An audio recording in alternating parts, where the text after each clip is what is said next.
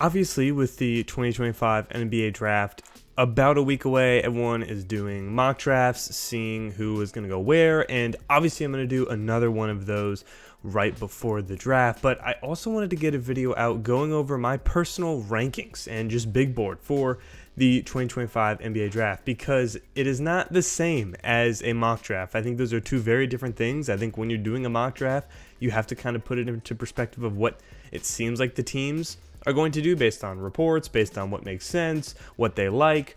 This is just, hey, this is how I think these players should actually be ranked. Now, obviously, as someone who does study and watched a lot of college basketball, especially this past season, I think I can definitely tell that I've had some eyes on a few guys, but there's other ones that I had to dive into a lot because I really didn't know a ton about them, and some of them I ended up coming to really like, and others I ended up not really liking as much, but just going over basically everything and kind of encapsulating it in where I think they actually fit in a ranking on this draft class. These are just based on my opinions and evaluation. There's also not some specific formula that I go by or anything. There's obviously preferences for maybe some stuff that I like more than another guy, maybe traits and stuff like that, stats, anything. I think a lot of people can kind of take what they will from what each player shows and put more value into it than others. But I think the biggest thing here is, again, it's not a gospel ranking or anything, because just because one guy's ranked ahead of another doesn't mean another team, I think it would be better to take the player below if they obviously don't need a certain position. So just want to throw that out there beforehand. Not saying this guy's clearly better than the other, but if I'm ranking them as objective prospects, in my opinion, this is who I would take. Doesn't mean every team needs to do that, because the Celtics might take someone different from the Rockets or something like that, if you know what I mean. But let's not waste more time. Let's get into it. Of course, like and subscribe if you want to see more videos. I want to try and build a bigger viewer base, interact with you guys in the comments. I really like doing that, so go ahead and do that for me if you enjoy. And we'll get obviously another mock draft later before the 2025 NBA draft starts. So let's go ahead and get underway with the 2025 NBA draft big board. Now, I'm going to separate these guys in tiers just to try and kind of show you where I think there might be at least a little tier gap in between players. And the first one is obviously going to be tier 1. And I only have one player in this tier, and that is obviously Cooper Fleck out of Duke. I think he is clearly the best in this class. 6'11", 221 pounds.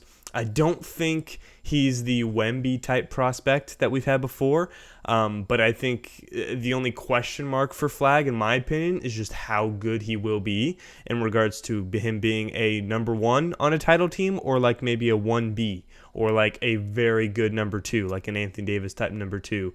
And I would probably say a 1B or a 2, but either way, I think he's still clearly the best player in this class. He had the 4th highest offensive rating with at least 28% of the team's possessions, which is extremely high. The other 3 were all centers and seniors, which obviously if you're a center, you're going to have a higher offensive rating because you're not taking as many, jump shots in general, or just you're taking a lot more efficient shots near the basket. And if you're a senior, you've played for a while in your experience. So the only ones that were even close and near him in that were all centers and seniors. He was one of the 12 best freshmen of all time, I think, just seasons. I don't think top 10. I think 12 is kind of where I put him there. The ACC was lower, obviously, but he still showed dominance in the tournament and played like his normal self, even in that Houston loss. He can score on all 3 levels, shot 38.5% from 3. He's just more so like either at the, I'd say, top of the key or in the corner when he's shooting threes. Not much like off the dribble, step back, creating his own shot off the wing. That's not really what he does. So I will say his 3-point shooting is more so a little bit basic, not too advanced, but still obviously very good. He was the consensus first-team All-American ACC player. We all know what he was. He was actually the first player in Division I history with 150 assists, 50 steals, 50 blocks, and 50 3-point makes in a season. So yes, he can do it all, and the total stats back it up. Most points per game by a freshman on a Final Four team since Carmelo Anthony, who was one of the most hyped prospects when he won the title out of Syracuse in 2003. And he was the fourth freshman to win National Player of the Year all time. The other ones being Kevin Durant, Zion Williamson, and Anthony Davis. Three guys that I think we clearly say were like top 10 freshman seasons of all time. I think Cooper Flagg will clearly follow in that steps. In terms of just the stuff with Cooper, I mean, elite two-way forward, high IQ, very versatile, his length, offensive prowess, all that good stuff, crazy upside. I mean, he's still super young. I mean, 18, going on 19 years old, because he reclassified, and he could technically be going into his senior high school season in terms of what would be for next year, not the NBA, which is crazy. He's not the most completely skilled, and I think that's the only thing in terms of the height, like, or his ceiling, I should say. He's not the most completely skilled. He's not necessarily totally elite in one area or one translatable trait, but that doesn't mean he can't become elite. And I think it's, again, the only question is how big the ceiling can be. And I do think he also showed a lot of improvements as well throughout the year from late game situations primarily, because if you watch, there were a lot of times where they had losses or key things come because of late game just mess ups by Flagg, which I think just comes with more, time under pressure and just getting more reps in those kind of scenarios. I think the comparisons are like a slightly smaller Kawhi Leonard, or I think the biggest one being Scottie Pippen is the biggest thing I think a lot of people see from him. Jason Tatum could be there as well, of which Tatum and Kawhi were both the best player on title teams. So, I mean, maybe some people think Jaylen Brown was better than Tatum, but we won't go there. So that is Cooper Flagg. I mean, the clear number one prospect. Don't get it twisted. Don't let people convince you otherwise. He will be great for the Mavericks, and I'm interested to see how quickly he can help bring them to contention if they have a healthy Anthony Davis and Kyrie Irving. The next tier is 1.5, and this is also a guy in his own tier. I didn't want to put this guy a full tier below, but also I don't think he's in the same tier, and that's Dylan Harper. He is the guard out of Rutgers, the clear number 2 prospect in my opinion. At 6'4.5", 213 pounds, he is 19 years old, just not too far off actually. So he's not just turning 20; he's turned 19 very recently. So again, one of the youngest players in the class. And his dad had played in the NBA, Ron Harper, and he is a very similar play style to his dad. He was one of the 2 big prospects that went to Rutgers. Obviously, they had a disappointing season there team-wise, but Harper, I don't think, was really the catalyst for that, in my opinion. He averaged 19 points, 4 rebounds, 4.5 assists, had a 58% true shooting percentage, which is okay, not bad.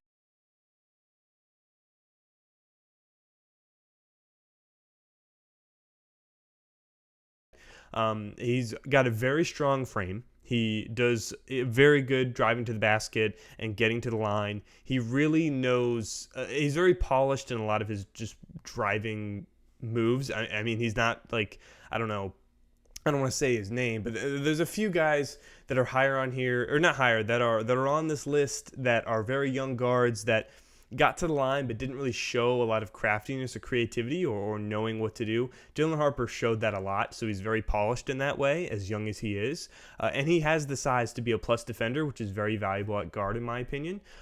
He's not really a pure shot creator on his own necessarily. I think, he is a good passer, but he's not like crazy or anything, and I would like to see better than 75% from the free throw line, because that does kind of shy me away a little bit with just pure jump shooting ability. And he wasn't bad from 3, but he could be better.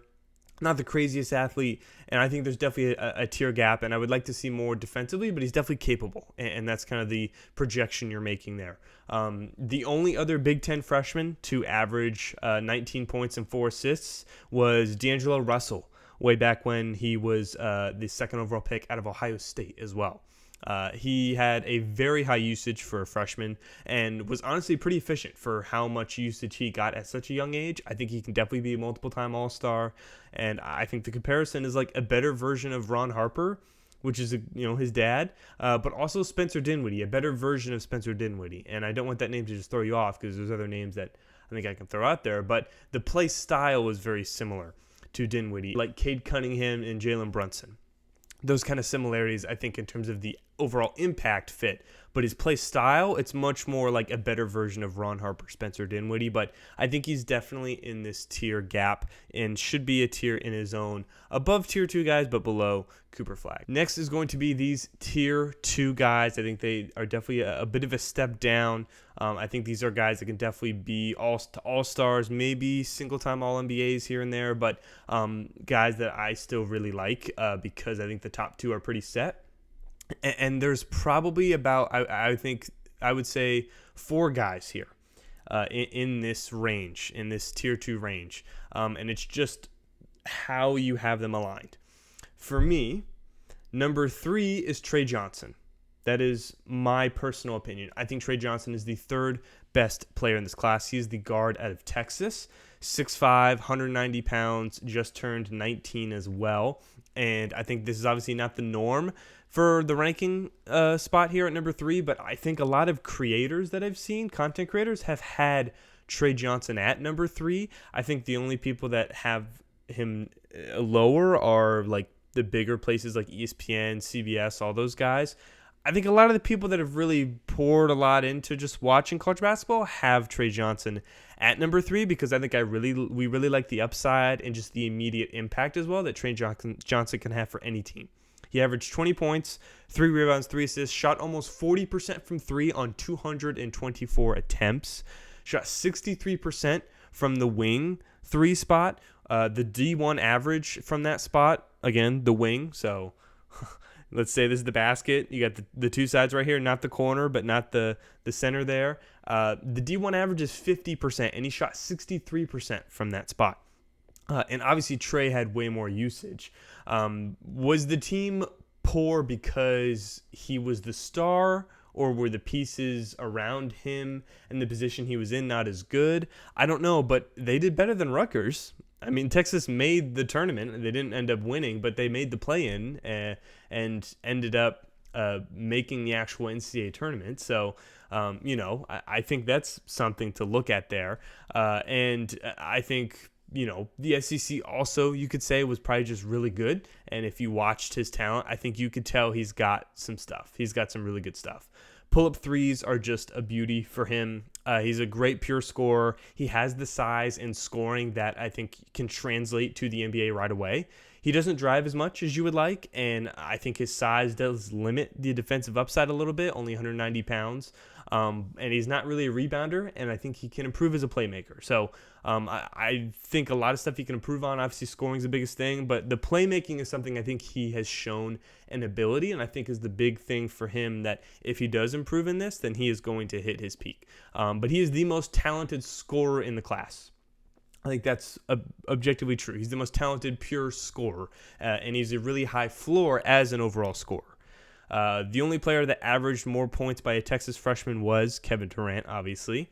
But I think teams like the Wizards, the Hornets, which is my favorite team, begrudgingly, and the Nets are all, I think, the 3 for sure worst offenses, and they were that last year. And I think just getting this guy who can come in and actually just bring some scoring to your team, just get someone like that, I think would be big. And I think the Hornets are the most realistic team because they have the higher pick out of all these guys. And even then, there haven't really been that many rumors of Trey Johnson going to the Hornets. While he took a lot of mid-ranges, it wasn't super efficient, and I'm sure he's going to be focusing on driving / the three-point pull-up game a lot. So I think that's going to be a little bit of an adjustment there that I think he needs to make because he took a lot, and he wasn't super efficient there. So they're probably, when they get him in there, they're probably going to try and move it over to either just driving or shooting threes. But he's the guy that I think is the highest on this list for me that I really like. And that's not to say that I don't like guys that are above him, like Cooper Flagg and Dylan Harper. I really do. But those guys are, like, obviously there, I mean, Harper, it makes sense. And then Flagg, I obviously am not going to have him low at all. But I am a State fan, NC State fan / graduate. So it's more just like a personal thing of mine. And when I say favorite, but just guys that I watched that aren't, the Clears, Flaggs, and Harper, because those were like the number 1 and number 2 prospects coming in. But a guy I watched and I was like just the games that I saw, I was like, I want to tune into Texas because this Trey Johnson dude is a stud. And I think that's just the biggest thing for me. I think the comparison, the Ringer had this comparison, Allen Houston, which I really like. But I think you could also just look at like a Tyrese Maxey. If his passing improves, I think. I think he can be Tyrese Maxey. If not, probably some kind of earlier version of like Bradley Beal would be kind of that. And then just him on the lower end is probably a Malik Monk.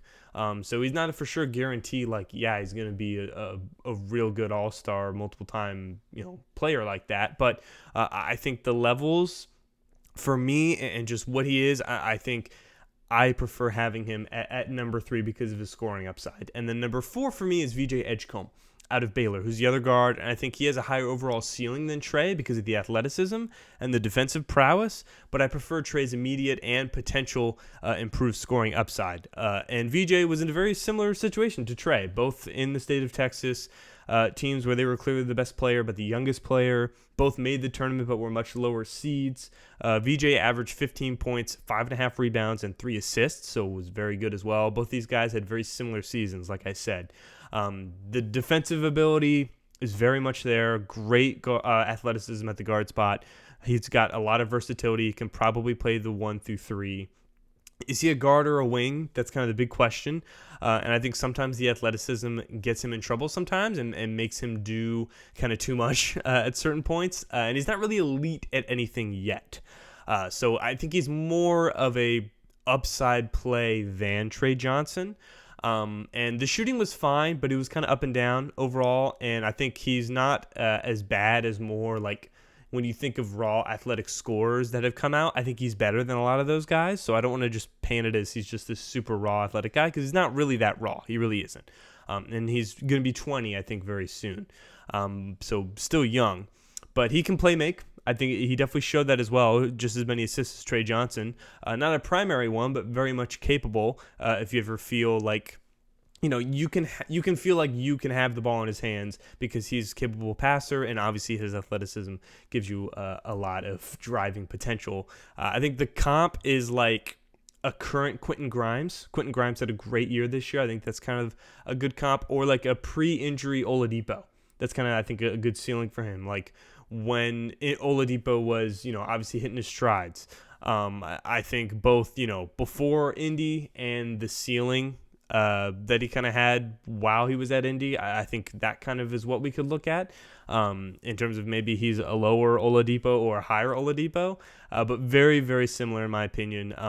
And I think these 4, I'm not really budging on them being my 4 best players in this class. The other 2 who are definitely in this tier is where I had back and forth, and I just wanted to do this because I want to be like, hey, why not? I'm going to go out on a limb here a little bit, and it's not a crazy big deal, but I have Kon Knueppel at 5 and Ace Bailey at 6. So I'm lower on Ace Bailey than I'd say with the consensus, and I think this is Ace Bailey's floor, in my opinion. I would not have Ace Bailey lower than 6 at all, but this is about where I just wanted to be like, all right, I'm just going to do it. I'm just going to go ahead and do it based on prospects because this is how I feel. Now, with Kon Knueppel, 6'5", 220, about to turn 20 years old, he is one of the safest prospects in the class. He is extremely safe, but there is still room for improvement, which is why I really like him here. This is a pure preference pick. I understand him being, potentially lower than Ace Bailey. I obviously get it. It depends on the situation. But it just felt like anytime I watched this guy, you could just tell he was impacting the game in a positive way, no matter what he was doing. Great effort, high IQ. Even the games where Flag was out for a short amount of time, he went 0 for 5 from 3, which is his biggest calling. And, it's his best skill. And he was still good and found a way to impact the game. He averaged 14.5 points, 4 rebounds, almost 3 assists, a steal with 64% true shooting, which is very good. But his calling card, like I said, shooting efficiency. He was insanely efficient shooting the ball. 3-point and free throw. Very smart. So many times he just made the correct play. Total and complete effort every time he's on the court. He's not the most ideal defender, but I think he can kind of make up for it with his effort. And I think a question you could say is, would he be this high if he was on Duke? Is it because of the guys he had around him that made him so efficient? And I can't say one way or another if that's for sure true. But he has one of the highest floors in the class. He 100% does. And I think, again, still has room for improvement as a more experienced passer. And he is more of a spot-up shooter at this moment. But teams like the Wizards and the Hornets, obviously, but also the Pelicans, I think would be really good for him, who all of them had some of the lowest three-point attempt rates, and they were all bottom 6 in three-point percentage. And I think Knipple can help that immediately. I think comparisons are like a Desmond Bane, a Gordon Hayward, and Austin Reeves. Some combination of those kind of guys, I think, is where I see him. And that's not to say the floor is the ceiling of all those guys. It's probably, somewhere maybe where they were not as good. Not because Gordon Hayward was hurt, but maybe just lack of progression. But I think, some combination of all three of those guys is where I think Kon Knuppel is probably going to be, because it's true, he has a very high floor, like extremely high. And then that's why I have Ace Bailey at number 6. He has the better length, for sure. 6'7.5", 202, about to turn 19, so he's even younger. But he is the highest on this list that has, I think, the biggest boomer bust potential. That's not to say he has the for sure biggest boomer bust, but I think of guys that you would classify as, hey, they're not for sure, they're kind of boomer bust prospects, Ace Bailey is the highest of those kind of guys. And I think his disappointing play is partly why I have him lower, and partly why they were irrelevant as a team. Obviously, the guys around them weren't as good, but I think if Ace Bailey hit what people thought he would be, and was similar in terms of just efficiency to Dylan Harper, Rutgers would have been a much better team. They just would have. He averaged 17 points, 7 rebounds, only 1 assist, but also a steal and a block per game. Athleticism, rebounding, size. That's the big upside, because he's a ton of upside there, because he's also got a good pull-up jumper. So ceiling is one of the highest in the class, for sure. That's the biggest thing. I don't think it's as high as Flagg, but I think it would be higher than his teammate Dylan Harper. So if you're going ceiling-based, I think it would be probably number 2. I think the problems, though, obviously right now, very inconsistent offensively.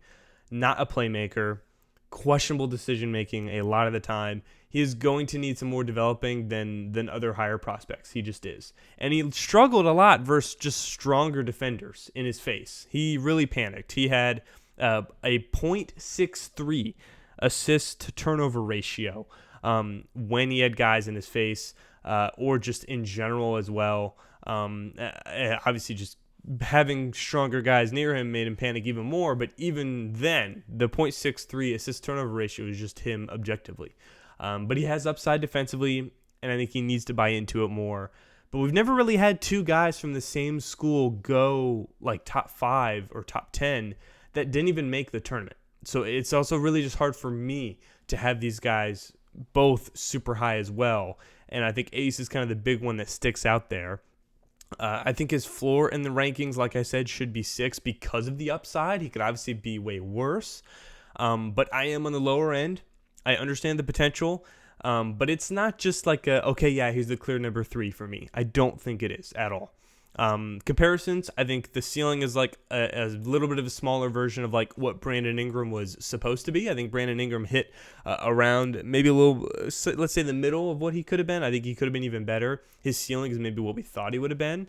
I think the middle, though, the biggest comparison is Michael Porter Jr. I think that's the biggest comp is my MPJ, and then Jaden McDaniels is another one as well. So the floor isn't absurd. I think it is, while, lower than some other guys. It's probably a little bit worse than Jaden McDaniels is right now, but it's not absurdly low, but it's not as high as some of these other guys, and it could be even lower if he does not improve. If there's no improvement at all, obviously it's going to be a big bust, but we expect that to happen because he's so young. It's just I don't know how much better he is going to be. And I mean, he was in the 98th percentile for mid-range shot frequency. He took a ton of mid-range shots, which is obviously valuable. It's just not something that's preached as much in the NBA today. So he's also going to have to shy away from a lot of his play styles, going to have to get much better. Like, if you have a .3 assist to turnover ratio. It's going to be hard to have them get the ball in your hands a lot if they aren't setting you up in just clear shooting spots, like making your own shot. It's going to be tough. So that's why I just have a hard time with Ace Bailey, but I have him number 6, and I do think he is a tier above the next guys on the list. Next is tier 3. These are guys that, some vary between more ceiling plays, high floor plays, but there's a few guys in here. I think there's a clear gap between the guys I listed and then these next few. And starting off at number 7, I have now obviously there's 2 big men I think that are next, and that's Derek Queen and Kamal Malawach, and I have Queen at 7 and Malawach at 8.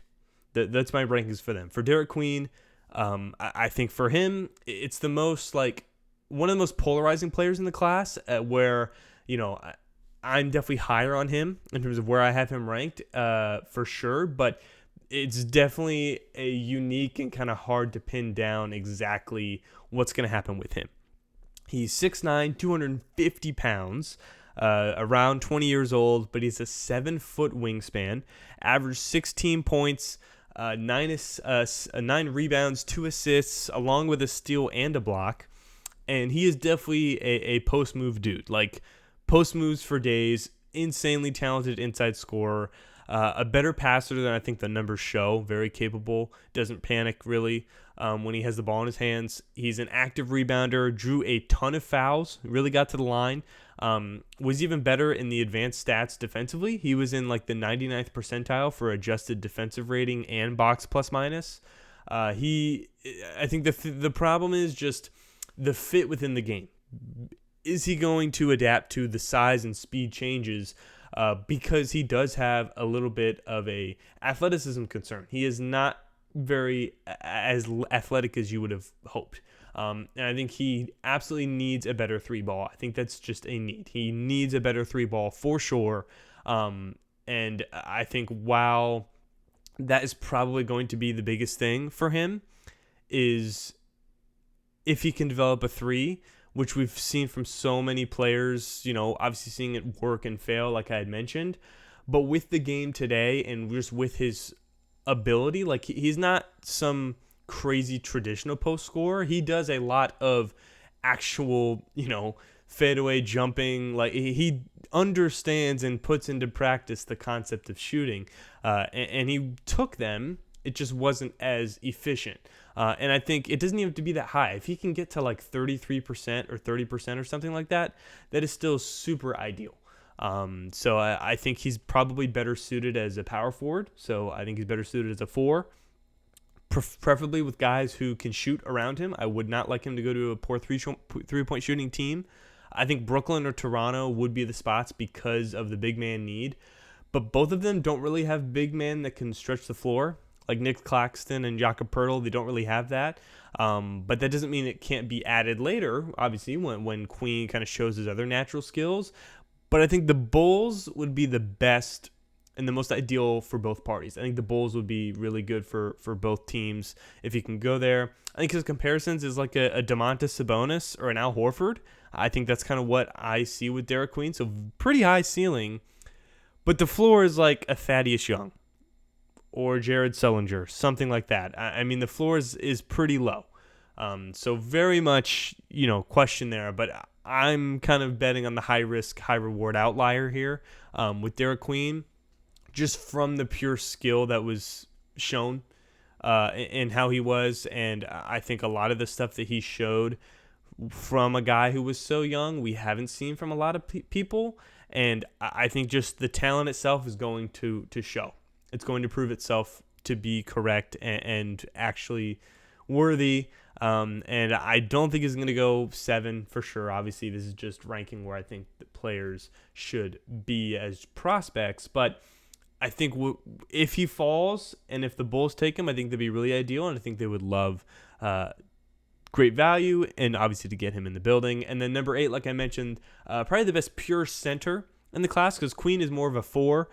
He can be a 5, but probably the best pure center, and that's Kamal Malawach. He's the 7-footer, 250, not even 19 years old yet at a Duke. Wasn't sure where I'd have him coming in. He ended up being, around where I thought he would be.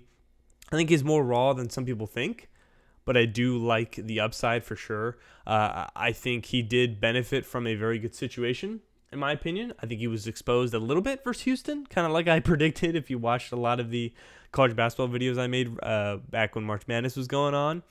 But he only averaged 8.5 points, 6.5 rebounds, but he had a block and a half per game. He was one of the highest had one of the highest offensive ratings for any player, so obviously very efficient when he did get the ball. But biggest thing, size, finishing, and he was actually good from the free throw line. He's a top-tier lob threat, one of the most, like I said, efficient offensive players last season, and he's got a very high potential. He's not going to be dribbling the ball down the court, but he's got a very high potential, especially with his age.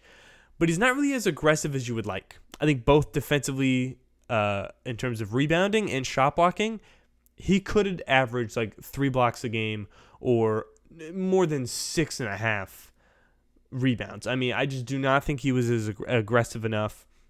He tried to defend the perimeter a lot.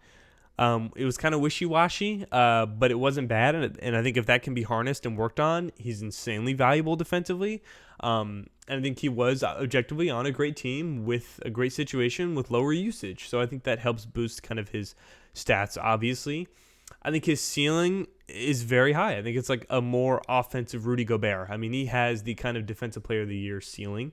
But you also look at guys, I think Ivica Zubac, it took him a while to really hit a really good spot, but that's a comparison. And then the lower end, I think is kind of like a Jakob Poeltl, who is a starting center. Good, solid starting center. So I think for Malawach, he has an oddly high floor and ceiling, which would make you question why I don't have him above Queen. But I think just looking at them, I am not necessarily, I'm saying I see Queen hitting the ceiling more than I do Malawach. And that's kind of why I have these guys here. But I understand the ceiling and floor that each of them have, with Malawach having a much higher floor just because of his size. But Malawach has like defensive player of the year potential. It's just he could also be a good starting center, which you could maybe find, I don't know, in the 20s or something like that, potentially, or in free agency for a good couple bucks. So that's the biggest thing there. I think he's definitely not a plug-and-play, immediate, going to be great player, but definitely someone who I understand the potential, and I have number 8. These next two are the two that I think are going to get the most buzz or just eye-opening. And again, it's my personal rankings, and I've dove into a lot, and I have these guys here. One of them I did know beforehand. One of them I hardly knew at all, but when I got in, I loved both these guys. And it is going to be at number 9, I have Cedric Coward out of Washington State. And at number 10, I have Nick Clifford out of Colorado State, showing a lot of love to the West here. Those are my 9 and 10. Let me explain to you why. So the story of Cedric Coward is very interesting. He's 6'5", 213, but has a 7'2" wingspan. He's just about 22 years old, so definitely on the older side. And he's definitely, I think, someone who has risen a ton in the pre-draft process for everybody, for sure. But I think we're getting a little too passive, because I think it needs to be taken up a notch higher. I really do. I am all in on Cedric Coward, and I think I don't understand why we're limiting the upside here. I have him at number 9 inside the top 10. He only played 6 games at Washington State, but averaged almost 18 points, 4 assists, 7 rebounds, with almost a steal per game and almost 2 blocks per game on 70% true shooting. Now, it is a little bit of a fallacy because it was only 6 games, but that was the pace he was on. Obviously, you assume the shooting would go down, but the raw stats probably wouldn't go down a whole lot, like the rebounding, the passing, the defense, maybe the scoring a tiny bit, but that's probably about it. He has great length, like I mentioned, a 7'2" wingspan at 6'5", 213. He's a very good slasher and rebounder, defensive upside and proven ability. So could even get better and is already going to be a good defender. He showed good shooting ability. I mean, he showed he could shoot the ball. I think he has awesome upside and can just be a awesome, really good connecting piece for any team. I think the problems are he can get pushed around a little bit when he maybe takes a step into a paint. He obviously plays long, but he is only just, I think, 213 pounds, and it's not insanely strong. He definitely needs to improve his overall ball handling. I think that's the biggest thing. If he can get to that point, the ceiling is amazing. He, again, had a small sample size versus, not as high competition. And he's not a crazy athlete. He's probably for sure going to need at least a year of adjusting, 100%. But he's a crazy interesting story. I mean, he went from having trouble making his high school teams to going to Division III, then went to Eastern Washington for 2 years, then Washington State this past year, tore his rotator cuff, only played 6 games, was awesome, entered the transfer portal this year, and was like Duke's top priority transfer portal addition. The Duke was really wanting to get him, and he was going to go to Duke, but then he got so much feedback from draft people that said, no, dude, you should just enter the draft. And so he went from Division III, 2 years at Eastern Washington, 1 year, 6 games at Washington State. He's played 6 games of Division I basketball and is going to be a first-round pick. I mean, just insane scenario, like crazy. But the 2023 stats for him at Eastern Washington were similar. So, and it wasn't just against the same competition. So I understand the competition thing. We've seen guys from smaller schools succeed, and because the stats were very similar, it gives me a lot of hope that he is this good. Again, I think just looking at the story, it's amazing. I think the biggest thing for me is if he's one of Duke's top priority transfer additions, clearly this guy is pretty talented right now. And again, it's based on projection, but I think he would have been around the 50 best college basketball players last year if he did not get hurt. That's what he was on pace to do at the very minimum. His comparison, I mean, the closest comp we have is like a Jalen Williams, the guy who's dropping 40 points in the finals right now, probably about to win a ring. Hopefully that, doesn't come back to bite me, but that's kind of the comp right now. I mean, and Jalen Williams is a number 2 A or B on a team that's about to win the title. Or I think this guy could be like a Jeremy Grant, who is still a good player.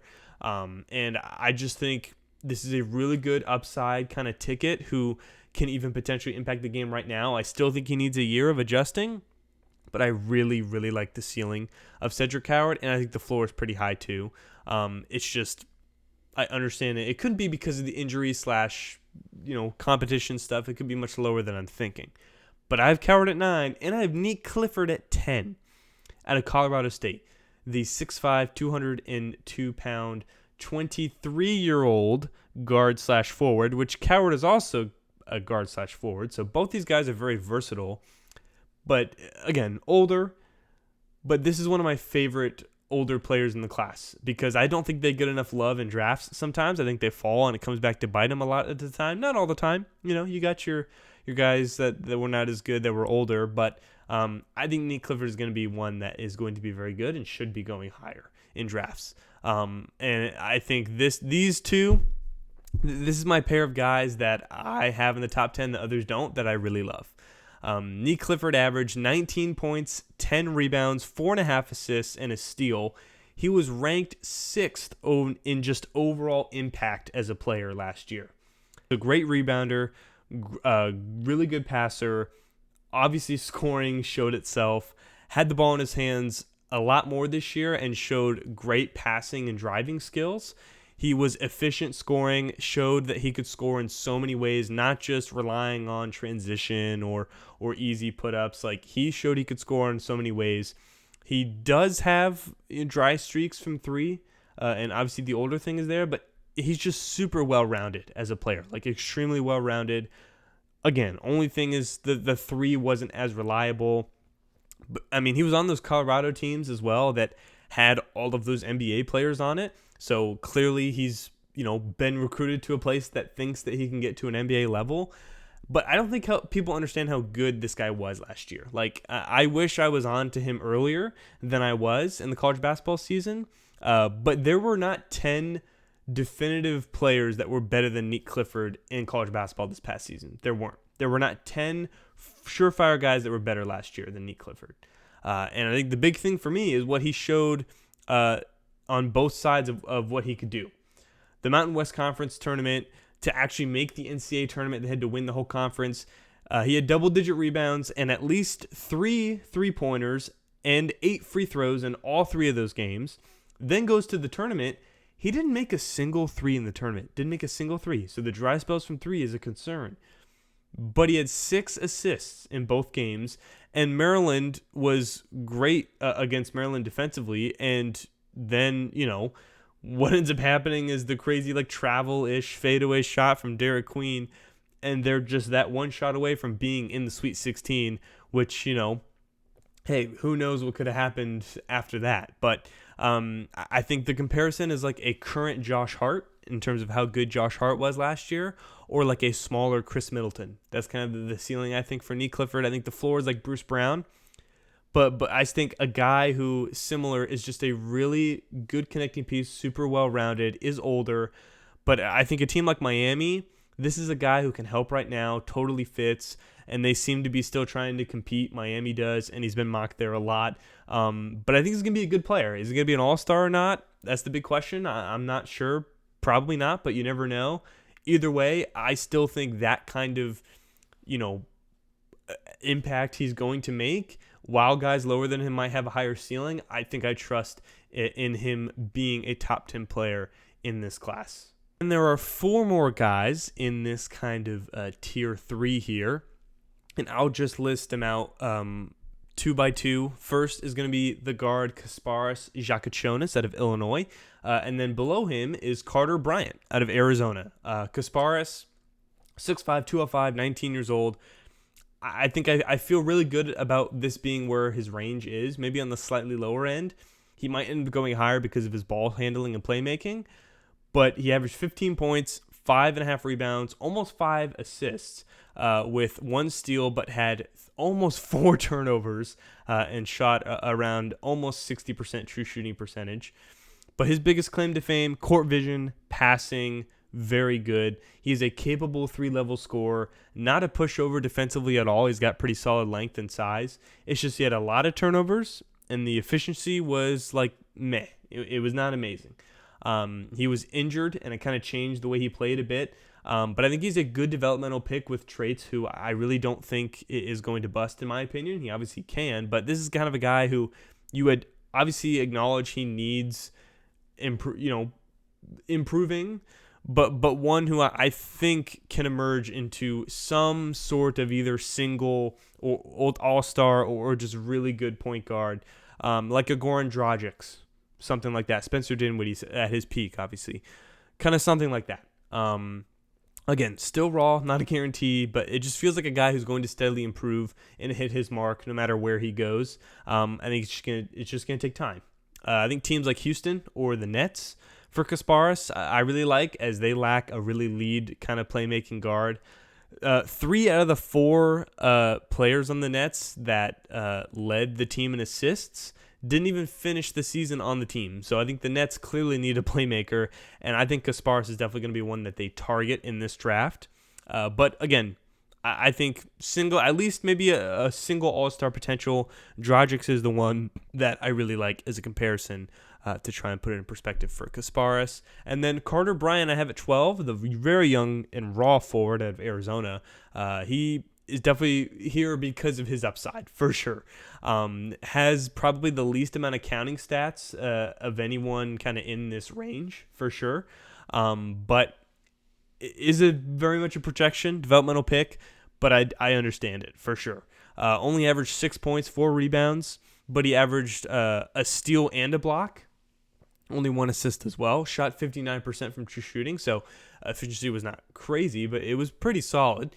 But versus Cam Reddish and Dorian Finney-Smith combined is a comp for me. I think that's kind of a big thing there, which you take those 2 players, put them together, that's a pretty good NBA player.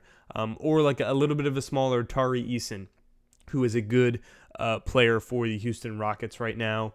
But he's a high potential play. His peak is just a really good 3-and-D player, kind of a close to an all-star guy. I think his floor is something that just probably doesn't work out. But the upside of very valuable 3-and-D players with that kind of wingspan and length and ability to shoot is very, valuable in the NBA today. So that is why he will probably go higher than my ranking. And even then, I think some guys have him even higher than that just because they think like NBA teams. I'm just thinking in terms of prospects, and I think he's could be a little lower, to be honest, but I see the upside, which pushes him up to 12. And then number 13, you might be surprised of how low he is compared to where other guys have him. That's Jeremiah Fears out of Oklahoma. And he was the guy that I ended up moving down right before the video. I think this is definitely the biggest boomer bust guy in terms of how high he's going to be in the draft because he's probably going to go top 10. And I am a bit lower, but I understand the lead ball guard upside for sure. It's not as present in this class. And he was given a ton of run. So the stats are more true to what he actually is, especially with his youth. He's not even 19 years old yet, one of the youngest players in the class, but he's only 6'2", 180 pounds. So very much smaller.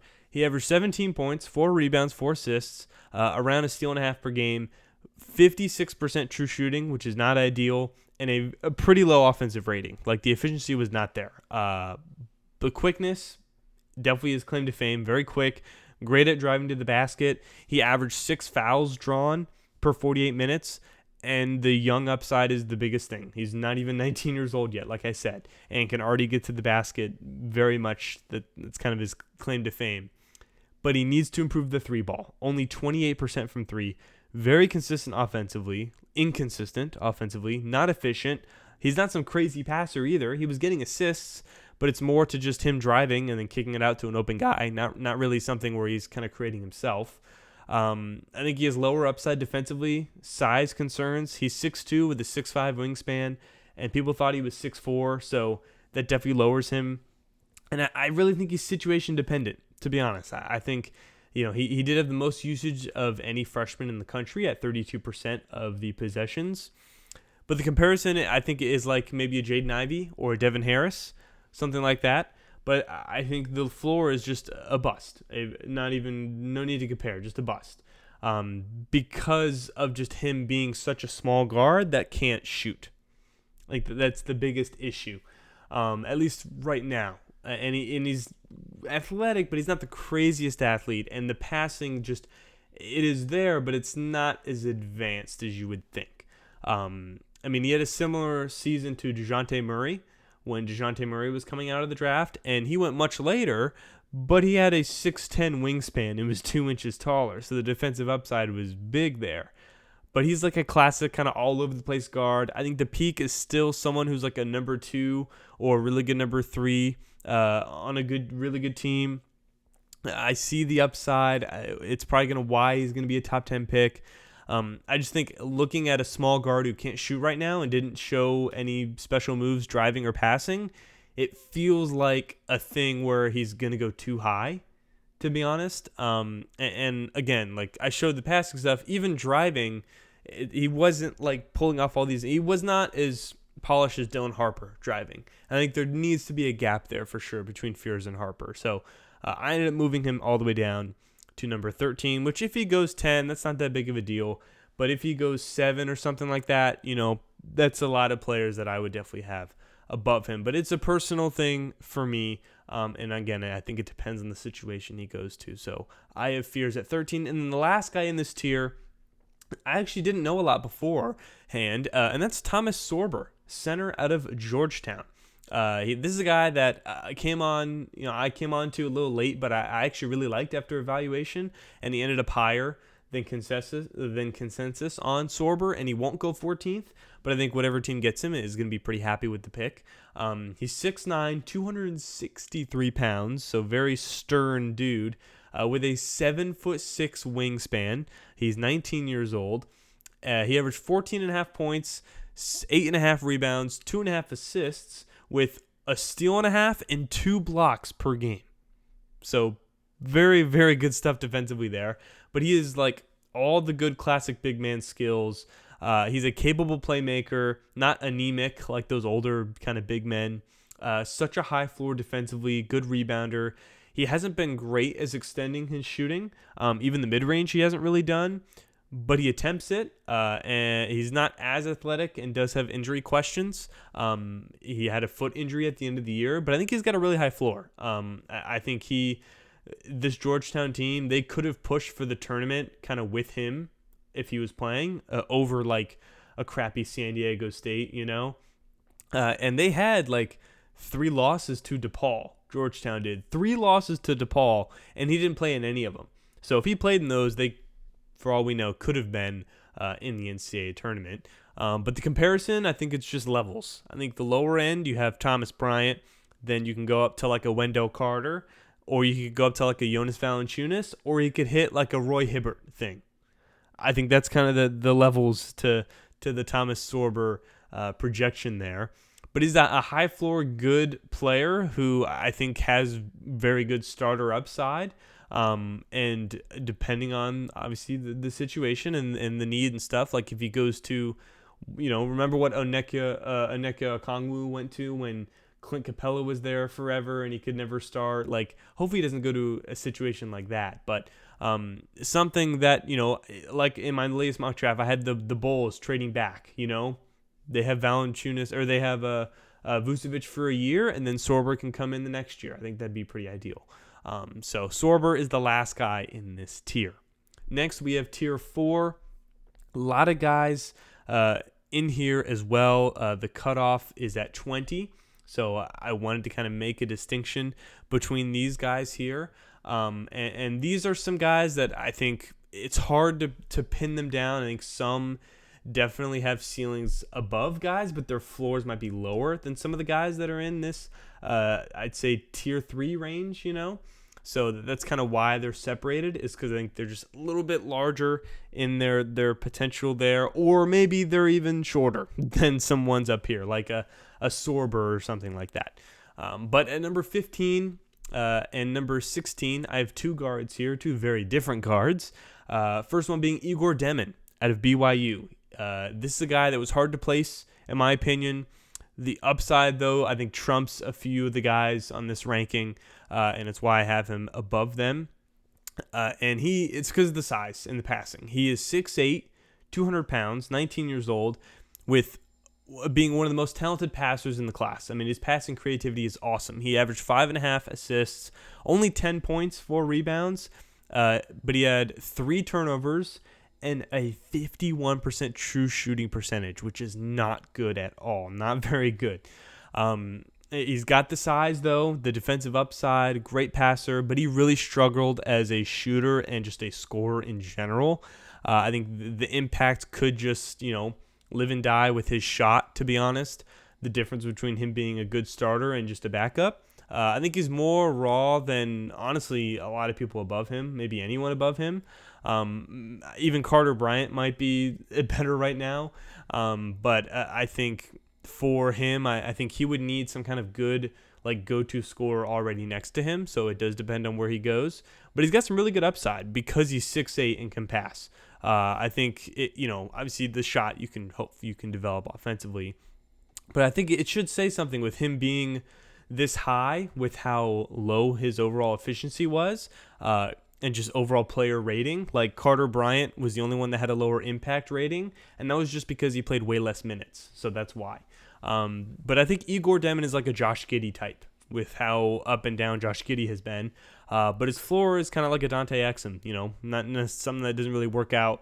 But I think if he isn't consistent, he's probably going to flow between a really good starter and just kind of a guy that's a backup, which could make him susceptible to going on multiple different teams. Who knows? But I feel really good about that for Igor Demin. Then 16, I have Jace Richardson out of Michigan State.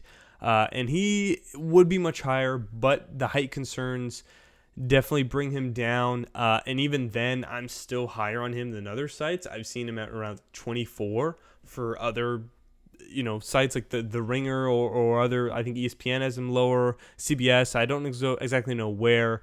But 16 is where I think would be considered higher than normal. And even then, I think he is a better player than, at least right now, I don't know, 5 guys above him. So he could be 11th, to be honest. I could see that would be my ceiling for him in terms of rankings, would be 11th. But I think it's going to be unfortunate that he's ranked lower because they got his height wrong. But he's still a very good player. He averaged 12.5 points, 3 rebounds, only 2 assists, but shot 62% in true shooting percentage. Very good. He's about to turn 20 years old. Scoring efficiency and just being a polished scorer was awesome. Very, very good for how young he was. He didn't really turn the ball over a lot. Very good shooter. He's not a pushover defensively, even at his smaller height and weight. But that's the thing, is the size. He's small for his size. People thought he was like almost 6'3". Turns out he's 6'1.5", 180 pounds. So that was, a concern. And he's just not as ideal of an athlete as you would have liked for someone who is that small. And he did have limited usage, so that could be helping with the efficiency. And I think he needs to be more active as a passer. I think if he's a better passer, he would be ranked much higher for sure. But again, his actual size definitely hurt his stock with him being listed 3 inches higher. But he was still very good. I mean, the only freshman with a higher box plus minus was Cooper Flagg. That was the only freshman higher.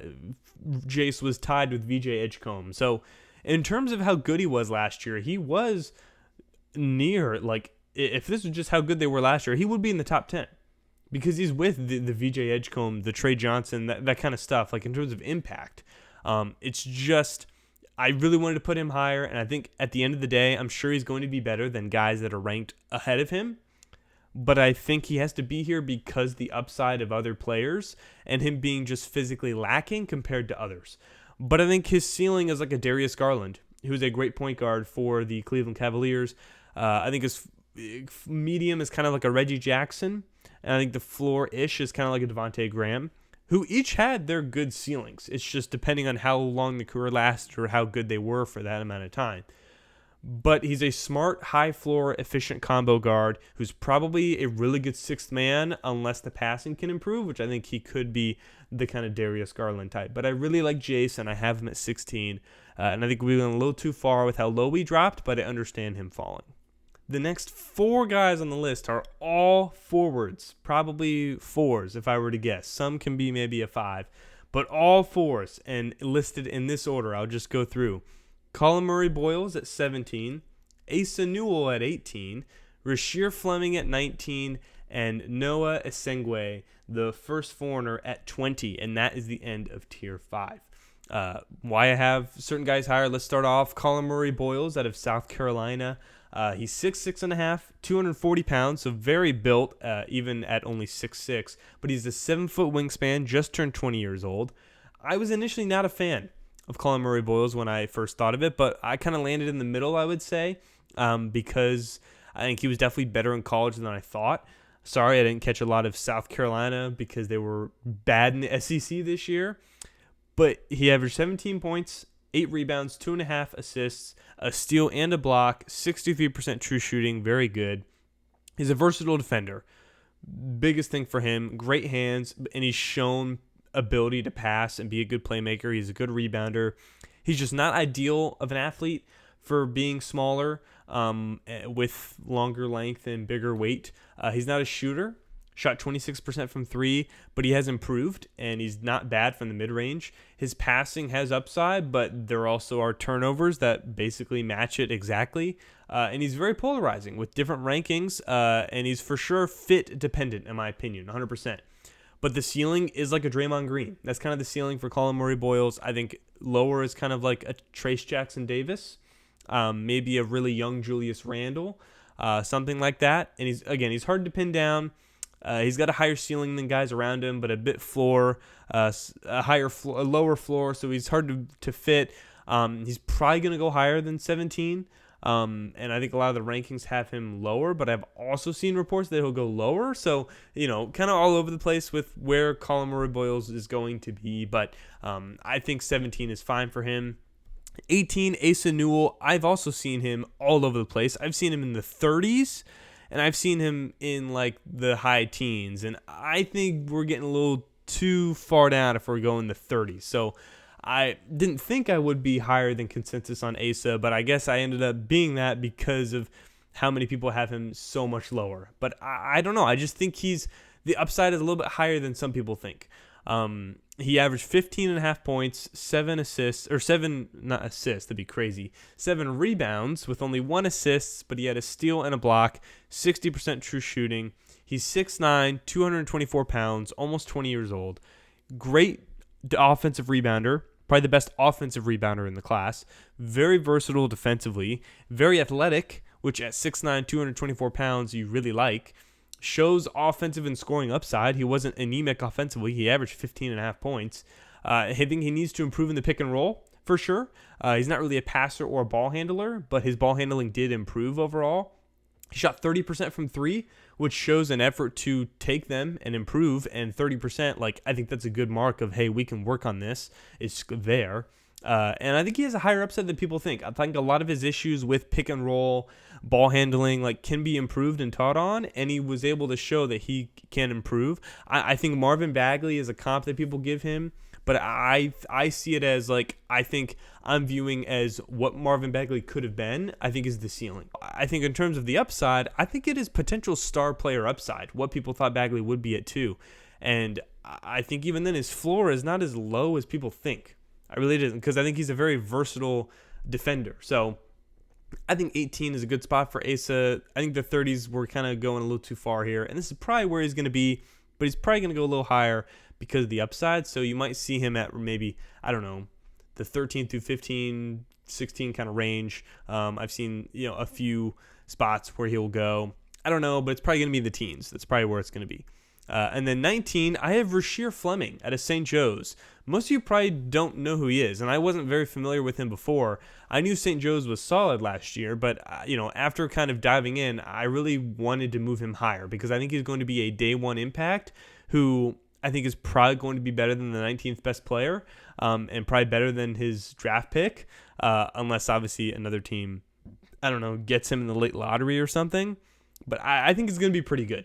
Rasheer Fleming from St. Joe's. He's 6'8", 232 pounds. He is 21, so on the older side, but not too old. He averaged 14 and a half points, 8.5 rebounds, an assist and a half with 1.5 steals and blocks. So 3 total steals and blocks combined. 64% true shooting, which is good. Great athlete for his size, which is the biggest thing for me. Sometimes these guys aren't great athletes. He's an awesome athlete. Not awesome, but he's very good for his size. Big length, shot good from 3 as a stretch 4. He's a really good rebounder, super efficient offensively. He did not create his own shot, so he's not out here doing step backs or anything, and he's not really a one-on-one shot creator. He only had 1 year of 3-point production. So this is kind of the first year of him really showing that he can stretch the floor, and it was versus lower competition. But I think he has a very high floor with his length, and I think he has the potential to be a diamond in the rough for a good team. I think his ceiling is like a Naz Reid, who's a great sixth man for a team that has been in the conference finals a few times in the Timberwolves, or at least not a few times, but it is in that kind of realm. And can make the finals at any season, to be honest. And I think his floor is probably like a JaMychal Green, so not as high of a floor as you would hope. But I think he's like a worthy shot as an older stretch 4, while not being too old to where I think he still has potential, like we talked about with Cedric Coward. But I think he's too low in the consensus eyes. I think he's around the mid-20s.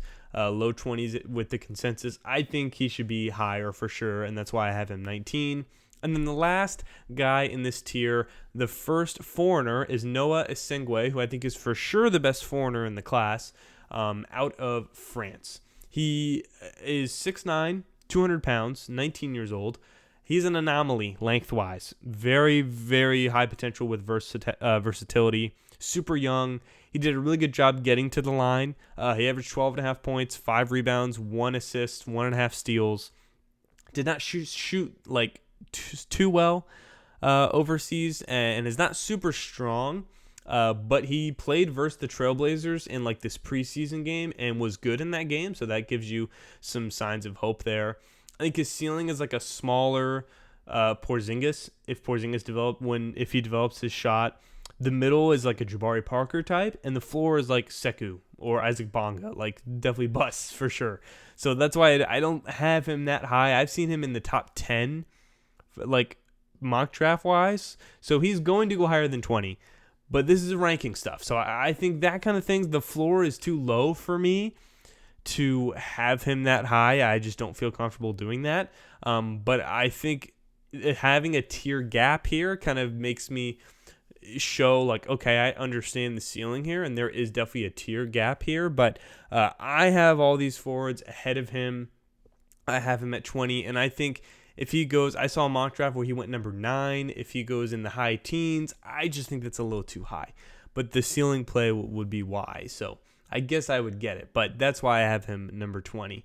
And then we can move to tier 5. And there are probably the most guys here. It's tier 5. And then after that, tier 6 is just the rest of the players. So these are kind of guys that I don't think are necessarily like either second round picks or first. I think these are guys that should be first round picks based on the tier gap here. And then after that, tier 6 is going to be guys that could be first, could be second, either way, or late first, obviously. And there are a few guys in this rank, I believe, probably, I think 6. So let's go 2 by 2, because 2 of these guys were together. They are both older, both were on good teams last year. First one being at number 21 is Walter Clayton Jr. out of Florida.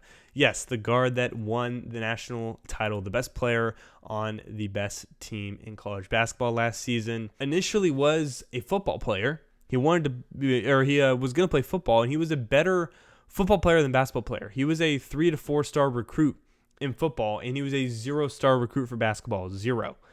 But did the sport he liked the most, which was basketball. Went to Elon when Pitino was there. Pitino recruited him at Elon. Ended up being the best player on Florida. So I think you clearly got some backing there if Pitino snagged you as a 0-star recruit. Pretty big stuff there. But he averaged 18 points, 4 rebounds, 4 assists, only a steal, 60% true shooting, which is not bad, but it's not crazy or anything. But I think for him, it wasn't necessarily the efficiency or anything that was crazy. It was just the ability to show what he could do as a scorer. He was great on dribble pull-ups, super clutch, high usage. So I think the percentages are more true than maybe other players because of how much he got. So 60% true shooting maybe wasn't as high for others, but he got a ton of usage with that and takes a lot more jump shots. The downsides, he's older, he's smaller, and I think he has limited upside for sure. I think he can take poor shots at times. Questions about getting to the rim are real, and he's not a rebounder. But I think a potential question for him is what his ceiling and floor is going to be. But I think he's a proven pull-up clutch shooter, for sure.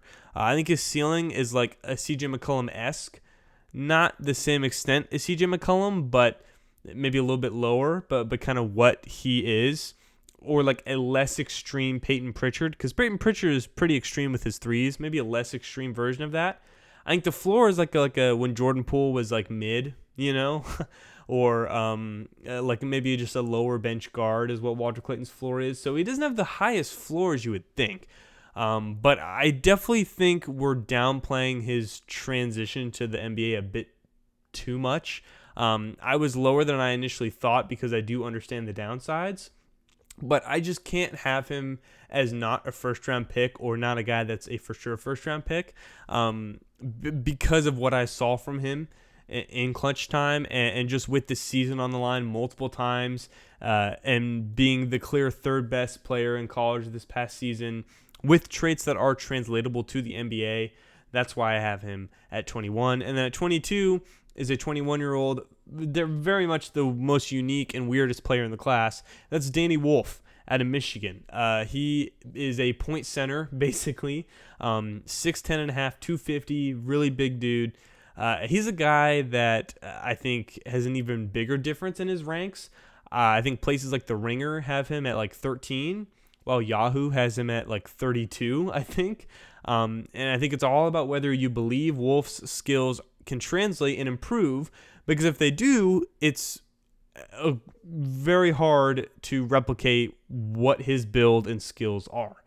He averaged 13 points, 10 rebounds, so he averaged a double-double with only 3.5 assists, but it showed a lot more than 3.5 assists, with a block and a half, but also 3 turnovers. He is a very unique passing big man. Vision is very good. Defense, he's got upside there. And he was a good shooter for a big and a good rebounder. He wasn't great in pick and roll, like either as a pick the guy, who's rolling or picking, or setting the screen. Lots of turnovers. Is slower. His playmaking, is it dynamic enough to translate? I'm not sure. If not, you're going to have a lot of turnovers that come with it. I think there's something there as a unique role player, though. I think he's probably like a highly discount Nikola Jokic is his ceiling. The Ringer had a Hedo Turkoglu comp, which I think is good as well, who was a good player for a while. Or I think he could be like a Kelly Olynyk or like a Henry Ellison if he doesn't really reach that, which is, not much. So definitely a floor there. I think both these guys, the floor is not as high as you would think. And they are older, but I think the ceiling is still something solid. And the medium is probably better than some other guys on this list that are much, higher ceiling, much lower floor. Then after him at 23 is another kind of older, more experienced prospect who I have probably much higher than other people, and that's Adou Thiero out of Arkansas. He is like a guard/forward, 6'6", 220, 7-foot wingspan, 21 years old. Definitely viewed as like an early first-round pick, if not very late first-rounder. And I think if that's the case, whoever gets him, I think it's just going to be really good value. He averaged 15 points, 6 rebounds, 2 assists, a steal and a half, 60 true shooting percentage, and he's a really good high-floor switch defender. He has really good size and is a very good athlete. Aggressive for contact a lot, a really aggressive dude. He's had injury issues, not really a three-point shooter, and he's not an ideal playmaker, and he can get a bit handsy with his, fouling. But he does a great job, drawing fouls. He draws a ton of fouls. And I think the three-pointer is something that can be, obviously, you say can be, developed, but he's, again, a guy that has not been like a terrible scorer. Like, he's a good scorer. For college, at least. I think he'll be kind of whatever in the NBA. He's not going to be anything crazy, but I think he is a high floor. I think what I see him is like a slightly smaller Toumani Camara, who, if you don't know him, was one of the best on-ball defenders this past season in the NBA. I think that's what he can be. I think teams like the Hawks, the Pelicans, the Nets at the back half of the first round would be really good for him to go to, helping out that defense. And I think he has a high floor and ceiling as a versatile, aggressive defender who can even show improvement with him being only 21 in his shooting ability. So I like Adou Thiero at 23. At 24 is the next Frenchman, and that is Juan Beringer, if that's how you pronounce it, out of France. He's 6'11", 230, not even 19 years old yet. I think he is the youngest player in the class, if I'm not mistaken, behind Jeremy Fears. I think he's the youngest. He's a guy that I definitely have to keep in round one because I do like his upside more than some of these other proven college guys that are below him. But I think with him having just a great mix of size and athleticism, that's why you have him this high. He only averaged 5 points, 4 rebounds, and 1.5 blocks. So did not get a lot of run, but he has a very high floor as a shot blocker, very good agility for his size. He's a good rebounder. Basically, everything else needs to get better. I think he needs to get stronger if he's going to be in the paint at 6'11", 230, and he had very limited playing time. He's super raw, one of the more raw players in the class.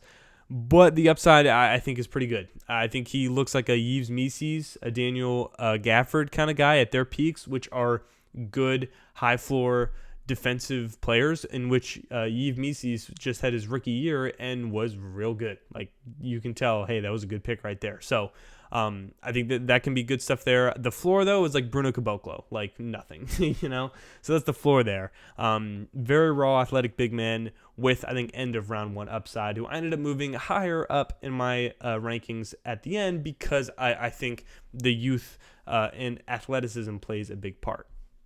The next two are pretty similar, and they finish off this tier here, and that's Drake Powell out of Carolina. I have at 25, and Will Riley out of Illinois. I have at 26. Drake Powell, in terms of what he is, I feel like a lot of people have him around here because they really like him and they want to move him up. because they can see the success, but at the same time, it's hard to do so with the guys who are above him. But I like him overall. I think he's probably a little too low in where some people have him. He's similar to Carter Bryant in terms of the situation. Only had 7.5 points, 3.5 rebounds, 1 assist, 58% true shooting. So not crazy there. He's 6'5", 200 pounds, 20 years old. Great athleticism, versatility, defensive upside, and proven defensive upside immediately. And he's shown good shooting and slashing flashes.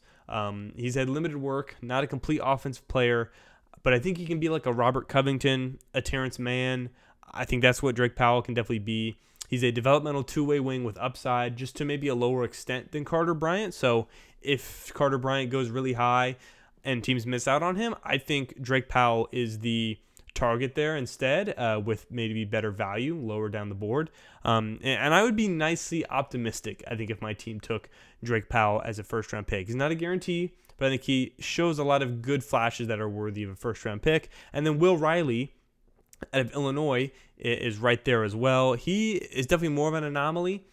He's like a guard/forward. Powell's also kind of a guard/forward, but Will Riley is 3 inches taller. He's 6'8", and he's like 15 pounds smaller. He's 185. But his wingspan is like the same as his height. It's also 6'8". So kind of a weird thing there. He's 19 years old. Will has been like ranked all over the place. I've seen him at 16. I've seen him at 31. I'm more in the middle-ish, probably a little bit lower for sure.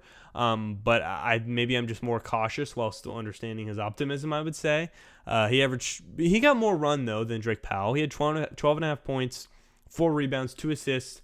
The shooting, though, was not ideal. 53% true shooting. So the efficiency was not there. But he has really good size for his like shooting kind of play style, 6'8". I mean, that's great there. Showed a lot of offensive versatility with ball handling, passing, and he didn't have a lot of turnovers, and he did a good job moving off the ball. So all of those are skills that you really like. It's just he's very much developmental with his shot selection. Like, he had a lot of poor shot selection and just shooting percentages. I think he can get bullied because of his weight defensively, with him being 6'8", and who's going to be asked to guard, only being 185. I think defensively you could have some issues there. He's for sure developmental, but the ceiling is like a Chris Middleton type. If he puts on a little extra weight, that's kind of the ceiling there, at least offensively for Chris Middleton. The floor, though, is like a Zaire Williams. That's kind of what the floor is. So high ceiling, low floor there. And I think he already has some traits that these other younger players don't have, which I think is a good sign. But the shot selection and shooting, I think, is something that I think could, if it mentally sticks with him, and could honestly determine how good he's going to be and how many minutes he's actually going to get in the NBA. But I think he's worth a developmental, like, for sure, first round pick, in my opinion. And then tier 6, the last tier of here, we're going to go over. There are obviously guys going up to 30, but a few other guys that are technically in my round 2 because they're ranked 31 and lower, but I still want to mention. So some of the guys we'll talk about a little more, some less. At the start of this tier 6, I have 2 more guys from France. Yes, France has a lot of guys, and I have all 4 of them in the first round. It's just I have them lower than a lot of other people because some people have these guys all over the place. 27 guard Nolan Traore out of France. He is 6'3", 175. Very lightweight for his size. 19 years old. A guy who I think was viewed as a top 5 pick before the season, but has definitely fallen off since with a rough start. But he did recover afterwards towards the end of his season, and I still think should be ranked lower because I think he's just too raw right now for me to have him higher, which I think late lottery is where I've seen some sites have him, and I think that's just too high. But definitely a first-round pick. 11.5 points, 1.5 rebounds, 5.5 assists, which you really like, and only 2.5 turnovers, which that's a pretty good turnover to assist turnover ratio. He had almost a steal and a block per game, but he shot 39% from the field. 39% in the field, not ideal. Very young with upside, really fast, and he uses it to his advantage.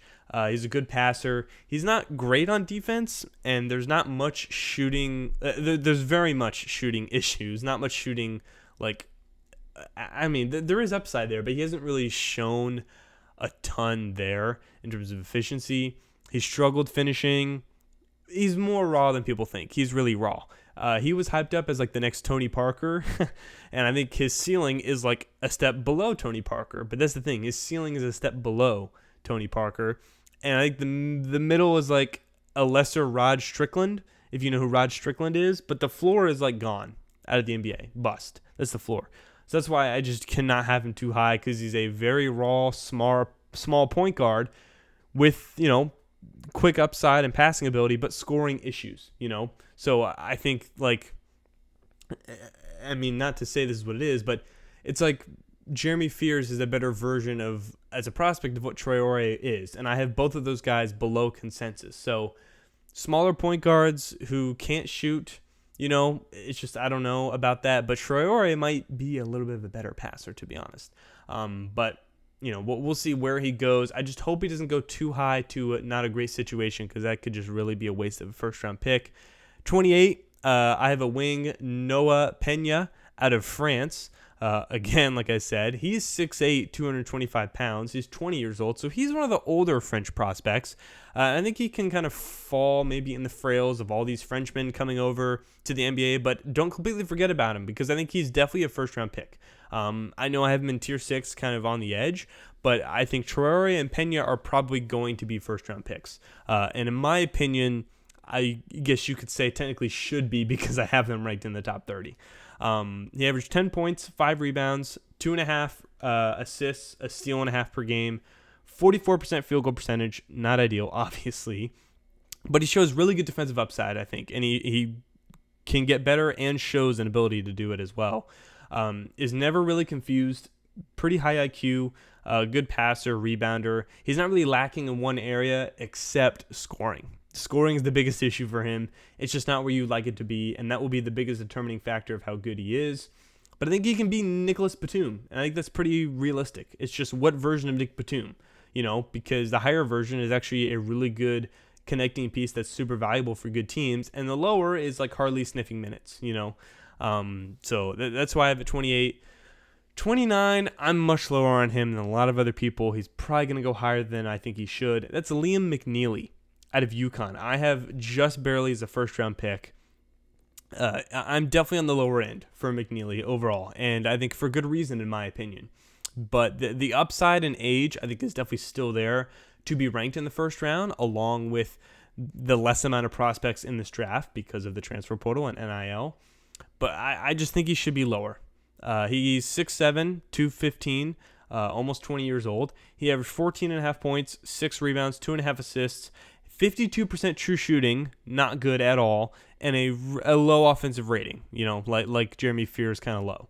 3-point percentage for him was not good this year, really wasn't.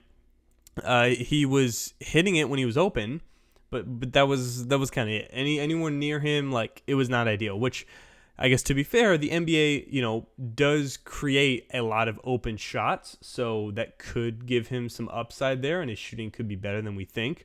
But the shot, it looks good, but it just did not hit at a great clip. It just didn't.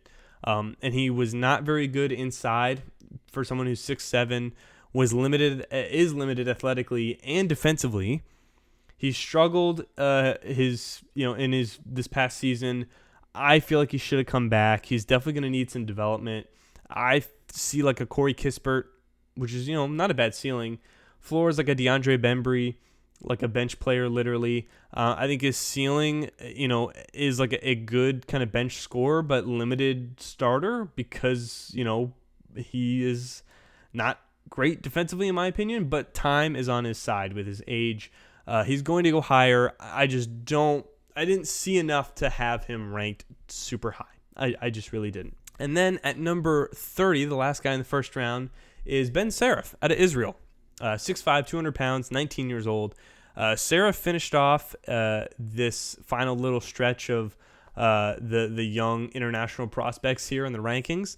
He averaged 13 points, 2 rebounds, 4 assists, a steal and a half, 42% field goal percentage. A lot of these foreigners are not very efficient shooting or scoring, but he was a good playmaker and did a good job getting to the line. He's an inconsistent shooter, but I think he has a high floor as a passer. I think he is similar in terms of Kasparas. Like, Kasparas is a better prospect than Serif, but that's the mold in terms of being a step down if you missed out on Kasparas earlier in the draft. I think the ceiling, again, Goran Dragic. That's a very similar ceiling. The middle is like Fernando Campazzo. If you remember Campazzo when he was there, a bench guy. And then the floor is like Killian Hayes, out of the league, basically, or not obviously a bust, essentially. But he's not going to really be a bust per se because he's a low first-round pick, So other guys below him, I know more, and I wanted to put above Ben.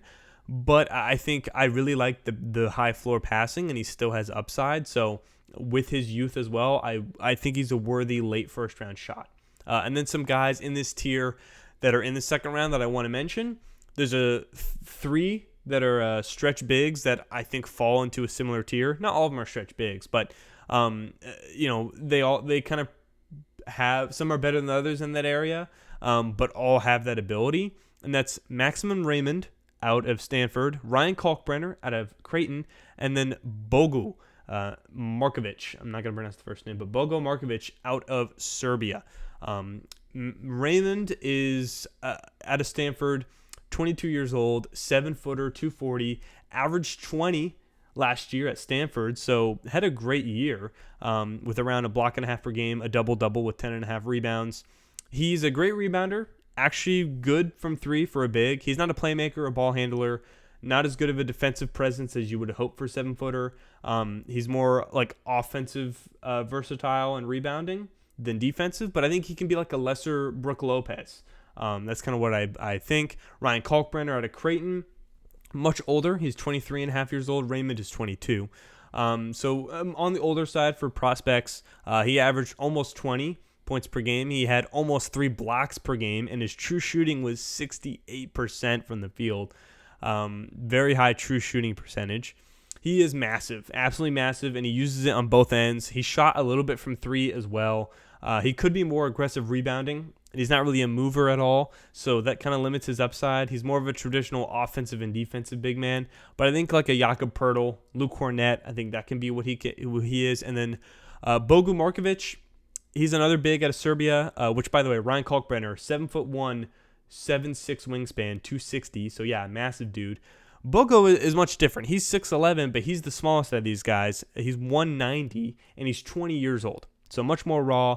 14 points per game, 7 rebounds, but he shot almost 37% from three, which is pretty good. I think he's real gritty, showed that he can shoot from three. He's an anomaly with his size. He did have a good amount of turnovers, though, and he's not the defensive presence that you would expect, but I think he's just a good contester. But as a stretch big, like, I think I had him going in the first round. If you have him going in the first round, that's totally fine. I had him in the last mock draft. I totally get it because I think he can be a good stretch four. I think like the peak of Davis Bertans, Jonas Drebko, that's kind of what I think he can be. And then some other second round guys I want to mention. Sion James out of Duke, 6'4", 218, averaged 8, 4, and 3, 60%, 63% true shooting. He's a good bench play. I think that good teams want. He's built really stern. He's a good on-ball defender. He can keep the offense intact. He's a capable shooter. He was limited at Duke last year, and he had more turnovers in his 48 minutes than you would have liked, or per 48 minutes. So that kind of just extrapolates, how a player did in a certain amount of minutes and says, okay, if they played 48 minutes, this is what their stats would have looked like if they played the same or similarly. So his turnovers, if he gets more minutes, is kind of high, and he's a fine scorer, but he's nothing special. But he's a high floor defensive contributor, similar to Adu Thiero. If you don't get Adu Thiero, I think Sion James is good. He's kind of like a Bruce Brown, Jayshawn Tate kind of guy. Micah Peavy out of Georgetown and Kobe Sanders out of Nevada, two guys that I've gone on later to that I actually really like. They're guard/forward hybrids. Peavy is 6'6", 211. Sanders is 6'7", 203. Micah Peavy is out of Georgetown. Kobe Sanders is out of Nevada. Both older, 23 and 24. Both had really good just overall college seasons. The shooting wasn't very efficient. They both shot under 58% true shooting, but they both had above 15 points per game and showed rebounding and passing ability. For Micah Peavy, he's a well-rounded, high-effort, two-way wing with potential impact if his shooting is translatable. Versatile with his size and defensively, and he really showed it. He created a lot of turnovers with his steals, and he's a good passer. He shot 40% from three, but it's not very sustainable. It was on a smaller rate. He's a solid athlete, and I think he could be like a Dylan Brooks kind of type. And then Kobe Sanders, I think, is a really good connecting piece and a proven professional playmaker who can hold his own on the scoring end when needed. He was also a pretty good playmaker. He's not really a defender, so he's a little different than PV, but they're similar size. It's just Kobe Sanders is more the offensive guy. PV is more the defensive guy. So I think Kobe Sanders could be like a Bruce Brown, Cam Reddish-ish, before Cam Reddish fell apart. But good second-round picks, Then you got Kobe Brea, guard out of Kentucky.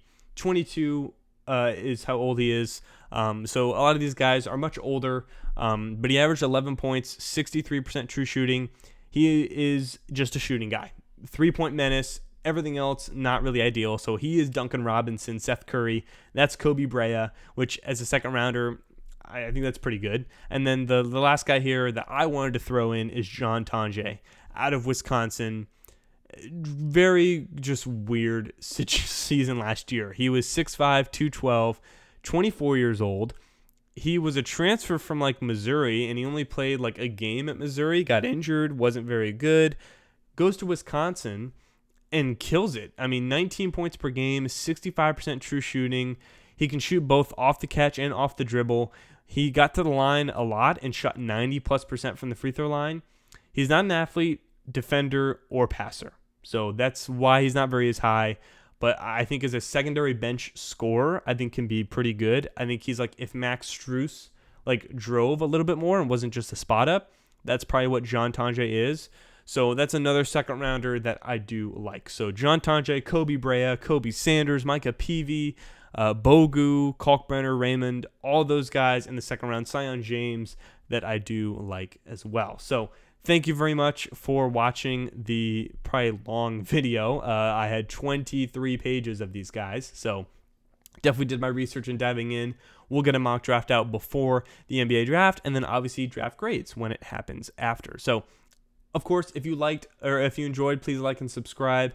I will, again, appreciate all the comments that come in. I really like having convos with you guys. Give me your thoughts. Who do you think is too high, too low? Who do you have high? What are your rankings? Let me know in the comments below. And as always, stay smart, stay sharp, and I will see you guys later. Peace.